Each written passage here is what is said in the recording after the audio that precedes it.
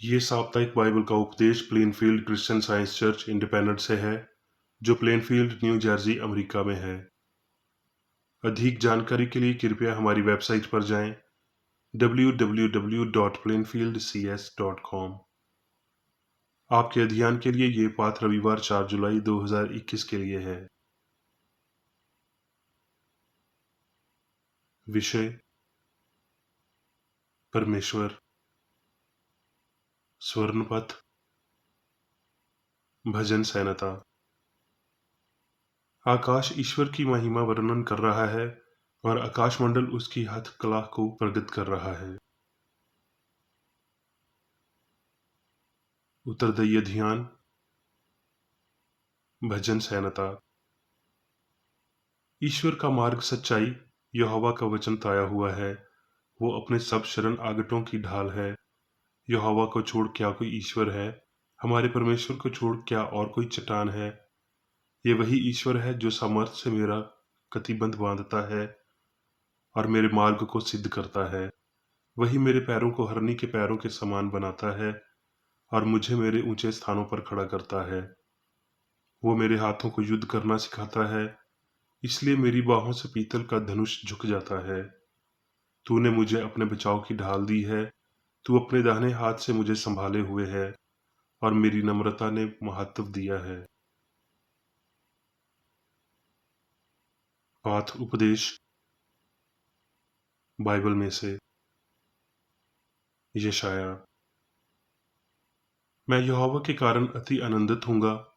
मेरे प्राण परमेश्वर के कारण मगन रहेंगे, क्योंकि उसने मुझे उद्धार के वस्त्र पहनाए और धर्म की चादर ऐसी ओढ़ा दी है, जैसे दूल्हा फूलों की माला से अपने आप को सजाता और दुल्हन अपने गहनों से अपने श्रृंगार करती है।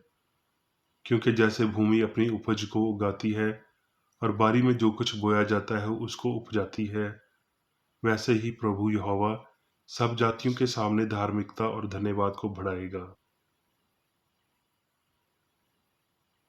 सैमुएल। और जिस समय यहोवा ने दाऊद को उसके सब शत्रुओं और शाऊल के हाथ से बचाया था, तब उसने यहोवा के लिए इस गीत के वचन गाए। उसने कहा, यहोवा मेरी चट्टान और मेरा गढ़, मेरा छुड़ाने वाला है। मेरा चट्टान रूपी परमेश्वर है, जिसका मैं शरणागत हूँ। मेरी ढाल, मेरा बचाने वाला सींग, मेरा ऊंचा गढ़ और मेरा शरण स्थान। हे मेरे उद्धारकर्ता, तू उपद्रव से मेरा उद्धार किया करता है। मैं यहोवा को जो स्तुति के योग्य पुकारूंगा और अपने शत्रुओं से बचाया जाऊंगा। मृत्यु के तरंगों ने तो मेरे चारों ओर घेरा डाला। नास्ती कफन की धाराओं ने तो मुझको घबरा दिया था। अधोलोक की रस्सियां मेरे चारों ओर थीं। मृत्यु के फंदे मेरे सामने थे। अपने संकट में मैंने यहोवा को पुकारा और अपने परमेश्वर के सामुख चिल्लाया, और उसने मेरी बात को अपने मंदिर में से सुन लिया और मेरी दुहाई उसके कानों में पहुंची। यहोवा आकाश में से गरजा और परम प्रधान ने अपनी वाणी सुनाई। उसने तीर चला चलाकर मेरे शत्रुओं को तितर बितर कर दिया और बिजली गिरा गिरा कर उनको परास्त कर दिया। तब समंदर की तह दिखाई देने लगी और जगत की नींव खुल गई। ये यहोवा की डांट से और उसके नथनों की सांस के झोंक से हुआ। उसने ऊपर से हाथ बढ़ाकर मुझे थाम लिया और मुझे गहरे जल में से खींचकर बाहर निकाला। उसने मुझे मेरे बलवंत शत्रु से और मेरे बैरियों से, जो मुझसे अधिक सामर्थीन थे, मुझे छुड़ा लिया। उन्होंने मेरी विपत्ति के दिन मेरा सामना तो किया, परंतु यहोवा मेरा आश्रय था और उसने मुझे निकालकर चौड़े स्थान में पहुंचाया। उसने मुझे छुड़ाया, क्योंकि वो मुझसे प्रसन्न था। यहोवा ने मुझसे मेरे धाम के अनुसार व्यवहार किया। मेरे कामों की शुद्धता के अनुसार उसने मुझे बदला दिया, क्योंकि मैं यहोवा के मार्गों पर चलता रहा और अपने परमेश्वर से मुंह मोड़कर दुष्ट न बना। यशाया। परमेश्वर मेरा उद्धार है, मैं भरोसा रखूंगा और ना थरथराऊंगा, क्योंकि प्रभु यहोवा मेरा बाल और मेरे भजन का विषय है और वो मेरा उद्धार करता हो गया है। तुम आनंद पूर्वक उद्धार के सोतों से जल भरोगे और उस दिन तुम कहोगे, यहोवा की स्तुति करो, उससे प्रार्थना करो, सब जातियों में उसके बड़े कामों का प्रचार करो और कहो कि उसका नाम महान है। यहोवा का भजन गाओ, क्योंकि उसने प्रताप में काम किए हैं। इस सारी पृथ्वी पर प्रगट करो। हे सिय्योन में बसने वाली, तू जय जयकार कर और ऊंचे सुर से गा, क्योंकि इस्राएल का पवित्र तुझ में महान है। इतिहास। जब फिलिस्तियों ने सुना कि पूरे इस्राएल का राजा होने के लिए दाऊद का अभिषेक हुआ, तब सब फिलिस्तियों ने दाऊद की खोज में चढ़ाई की। ये सुनकर दाऊद उनका सामना करने को निकल गया। तब फिलिस्ती आए और रफाईम नामी तुराई में धावा मारा। तब दाऊद ने परमेश्वर से पूछा, क्या मैं फिलिस्तियों पर चढ़ाई करूं और क्या तू उन्हें मेरे हाथ में कर देगा? यहोवा ने उससे कहा, चढ़ाई कर, क्योंकि मैं उन्हें तेरे हाथ में कर दूंगा। इसलिए जब वो बालपरासीम को आए, तब दाऊद ने उनको वहीं मार लिया। तब दाऊद ने कहा, परमेश्वर द्वारा मेरे शत्रुओं पर जल की धारा के नियन टूट पड़ा है। इस कारण उस स्थान का नाम बालपरासीम रखा गया। वहां वो अपने देवताओं को छोड़ गए और दाऊद की आज्ञा से वो आग लगाकर फूंक दिए गए। फिर दूसरी बार फिलिस्तियों ने उसी तुराई में धावा मारा। तब दाऊद ने परमेश्वर से फिर पूछा और परमेश्वर ने उससे कहा, उनका पीछा मत कर, उनसे मुड़कर तूत के वृक्षों के सामने से उन पर छापा मार। और जब तूत के वृक्षों की फुंगियों में से सेना के चलने की सी आहट तुझे सुनाई पड़े, तो ये जानकर युद्ध करने को निकल जाना कि परमेश्वर फिलिस्तियों की सेना को मारने के लिए तेरे आगे जा रहा है। परमेश्वर की इस आज्ञा के अनुसार दाऊद ने किया और इस्राएलियों ने फिलिस्तियों की सेना को जबून से जजर तक मार लिया। तब दाऊद की कीर्ति सब देशों में फैल गई और यहोवा ने सब जातियों के मन में उसका भय भर दिया। प्रकाशित वाक्य। फिर मैंने पवित्र नगर नए यरूशलेम को स्वर्ग पर से परमेश्वर के पास से उतरते देखा, और वो उस दुल्हन के समान थी जो अपने पति के लिए श्रृंगार किए हो। फिर मैंने सिंहासन में किसी को ऊंचे शब्द से ये कहते सुना कि देख, परमेश्वर का डेरा मनुष्यों के बीच में है। वो उनके साथ डेरा करेगा और वो उसके लोग होंगे, और परमेश्वर आप उनके साथ रहेगा और उनका परमेश्वर होगा। और वो उनकी आंखों से सब आंसू पोंछ डालेगा, और इसके बाद मृत्यु न रहेगी और ना शोक, ना विलाप, न पीड़ा रहेगी। पहली बातें जाती रहीं। और जो सिंहासन पर बैठा था उसने कहा कि देख, मैं सब कुछ नया कर देता हूँ। फिर उसने कहा कि लिख ले, क्योंकि ये वचन विश्वास के योग्य और सत्य है। फिर उसने मुझसे कहा, ये बातें पूरी हो गई हैं। मैं अल्फा और ओमेगा, आदि और अनंत हूँ। जो जय पाए वही इन वस्तुओं का वारिस होगा, और मैं उसका परमेश्वर हूँगा और वो मेरा पुत्र होगा। अब मैं मेरी बेकर रेड्डी द्वारा क्रिश्चियन साइंस की किताब विज्ञान और स्वस्थ शास्त्रों की कुंजी के साथ के साहस संबंधी अंश पढ़ूंगा। विज्ञान और स्वस्थ। ईश्वर और उसकी रचना में सभी वास्तविकता सामंजस्यपूर्ण और शाश्वत है। वो जो बनाता है वो अच्छा है, और जो कुछ भी बनाया जाता है वो उसी के द्वारा बनाया जाता है। सवाल, परमेश्वर क्या है? उत्तर, ईश्वर निगमत, दिव्य, सर्वोच्च, अनंत मन, आत्मा, अंतर्मन, सिद्धांत, जीवन, सत्य, प्रेम है। सवाल, क्या ये शब्द पर्यायवाची हैं? उत्तर, हाँ वो हैं। वो एक पूर्ण ईश्वर का उल्लेख करते हैं। उनका उद्देश्य देवता की प्रकृति, सार और पूर्णता को व्यक्त करना है। ईश्वर के गुण न्याय, दया, ज्ञान, भलाई और इतने पर हैं। सवाल, क्या एक से अधिक भगवान या सिद्धांत हैं?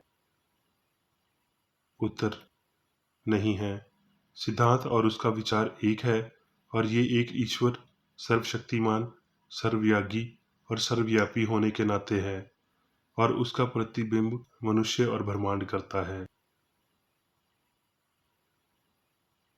दिव्य तत्वमीमांसा, जैसा कि आध्यात्मिक समझ से पता चलता है, स्पष्ट रूप से दिखाता है कि सब कुछ मन है, और ये मन ईश्वर है, सर्वशक्ति, सर्वभूत, सर्वविज्ञानी, अर्थात सभी शक्ति, सभी उपस्थिति, सभी विज्ञान।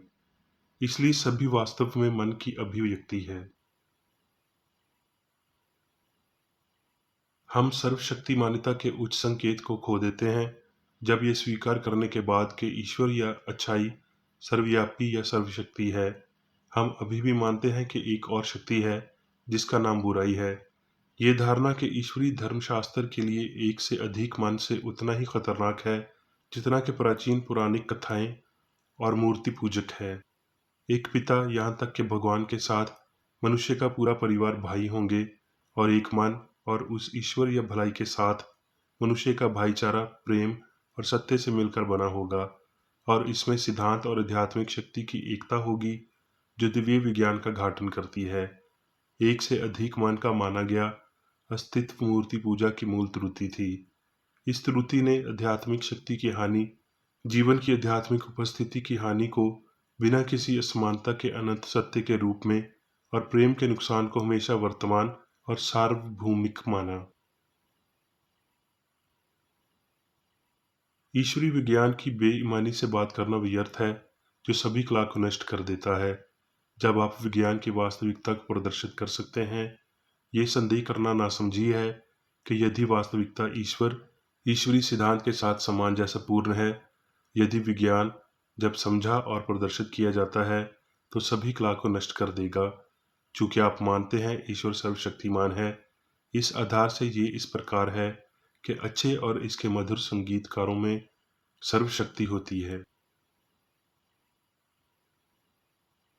क्योंकि परमेश्वर ब्रह्मांड को नियंत्रित करता है, ग्रहों का उसके निर्माता से अधिक मनुष्य पर कोई अधिकार नहीं है, परंतु मनुष्य जो परमेश्वर की सामर्थ्य को प्रतिबिंबित करता है, सारी पृथ्वी और उसकी सेना पर प्रभुता करता है। दिव्य विज्ञान का प्रारंभिक बिंदु ये है कि ईश्वर आत्मा संपूर्ण है, और ना ही कोई अनय शक्ति है और ना ही मन है। वो ईश्वर प्रेम है, और इसीलिए वो दिव्य सिद्धांत है। वास्तविकता और इसके विज्ञान में होने के कर्म को समझने के लिए आपको परमेश्वर को उस सभी के दिव्य सिद्धांत के रूप में फिर से शुरू करना चाहिए जो वास्तव में है। आत्मा, जीवन, सत्य, प्रेम एक दूसरे के रूप में गठबंधन और भगवान के लिए शास्त्र के नाम हैं। सभी पदार्थ, बुद्धि, ज्ञान, अस्तित्व, अमरता, कारण और प्रभाव ईश्वर के हैं। ये उसकी विशेषताएं हैं, अनंत दिव्य सिद्धांत, प्रेम की शाश्वत अभिव्यक्तियां। कोई भी ज्ञान बुद्धिमान नहीं है, लेकिन उसका ज्ञान है। कोई सत्य सत्य नहीं है, कोई प्रेम प्यारा नहीं है, कोई जीवन जीवन नहीं है, लेकिन परमात्मा है। कोई अच्छा नहीं है, लेकिन अच्छा भगवान सबसे अच्छा है। प्रार्थना विज्ञान के होने को नहीं बदल सकती है, लेकिन यह हमें इसके साथ सामान जैसे बिठाती है। इच्छा सत्य के प्रदर्शन को प्राप्त करती है। एक निवेदन के ईश्वर हमें बचाए वो सब नहीं है जिसकी आवश्यकता है। दिव्य मन के साथ विनती करने की एक मात्र आदत, जैसा कि एक मनुष्य के साथ निवेदन करता है, ईश्वर में विश्वास को मानवीय रूप से प्रसारित करता है। एक त्रुटि जो आध्यात्मिक विकास को बाधित करती है। भगवान प्यार है, क्या हम उसे अधिक होने के लिए कह सकते हैं?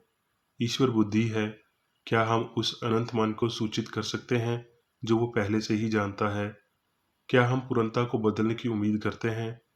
क्या हम खुले फव्वारे में और अधिक की याचना करेंगे, जिसे हम स्वीकार करने की तुलना में अधिक डाल रहे हैं? अनैच्छिक इच्छा हमें सभी अस्तित्व और आशीर्वाद को स्रोत के करीब लाती है। भगवान को भगवान कहना व्यर्थ की पुनरावृत्ति है। भगवान कल, आज और हमेशा के लिए वही है, और वो जो पूरी तरह से सही है, वो प्रांत को याद किए बिना सही करेगा। ये अच्छी तरह समझ जाना चाहिए कि सभी पुरुषों का एक मन, एक ईश्वर और पिता, एक जीवन, सत्य और प्रेम होता है। ये तथ्य स्पष्ट होते ही मानव जाति अनुपात में परिपूर्ण हो जाएगी, युद्ध बंद हो जाएगा, और मानव का सच्चा भाईचारा स्पष्ट हो जाएगा। कोई अनय देवता नहीं, कोई दूसरा नहीं, बल्कि एक ही मार्गदर्शक का मन। मनुष्य ईश्वर की समानता है, शुद्ध और शाश्वत है, और उसके पास वो मन है जो मसीह में भी था। तू मुझे छोड़ दूसरों को ईश्वर ना मानना। निर्गमान 20:3। पहला उद्देश्य मेरा पसंदीदा पाठ है। ये क्रिश्चियन साइंस प्रदर्शित करता है। ये ईश्वर, आत्मा, मन की विजय को प्रमाणित करता है। ये दर्शाता है कि मनुष्य के पास ईश्वर, शाश्वत भलाई के अलावा कोई अन्य आत्मा या मन नहीं होगा, और ये सभी लोगों के पास एक मन होगा। प्रथम आज्ञा का दिव्य सिद्धांत अज्ञान के आधार को बताता है, जिसके द्वारा मनुष्य स्वस्थ, पवित्रता और जीवन को शाश्वत प्रदर्शित करता है। एक अनंत भगवान अच्छाई, पुरुषों और देशों को एकजुट करता है, मनुष्य के भाईचारे का घाटन करता है, युद्ध समाप्त करता है, पवित्र शास्त्र पूरा करता है कि अपने पड़ोसी से अपने जैसा प्रेम करो, बुत अपरास्ती और मसीही मूर्ति पूजा का सत्यानाश करता है, सामाजिक, नागरिक, आपराधिक, राजनीतिक और धार्मिक क्षेत्रों में जो कुछ भी गलत है, इनको बराबर करता है, मनुष्य पर शाप की घोषणा करता है और कुछ भी नहीं छोड़ता है जो पाप कर सकता है, पीड़ित हो सकता है, दंडित हो सकता है या नष्ट हो सकता है। अब मैं मेरी बेकर रेड्डी द्वारा चर्च मैनुअल में दिए गए 3 दैनिक कर्तव्यों को पढ़ूंगा। दैनिक प्रार्थना। प्रत्येक दिन प्रार्थना करने के लिए इस चर्च के प्रत्येक सदस्य का कर्तव्य होगा, तुम्हारा राज्य आए, ईश्वरीय सत्य, जीवन और प्रेम के शासन को मुझ में स्थापित कर और मुझ पर शासन कर, और तेरा वचन सभी मनुष्यों के स्नेह को समृद्ध कर सकता है और उन पर शासन कर। आदेशों और कर्तव्यों के लिए एक नियम। ना तो दुश्मनी और ना व्यक्तिगत लगाव मदर चर्च के सदस्यों के आदेशों और कर्तव्यों पर लागू करना चाहिए। विज्ञान में दिव्य प्रेम ही मनुष्य को नियंत्रित करता है, और एक क्रिश्चियन विज्ञानी प्यार की मीठी सुविधाओं को दर्शाता है। प्यार में डांटने पर, सच्चा भाईचारा, परोपकार और क्षमा में।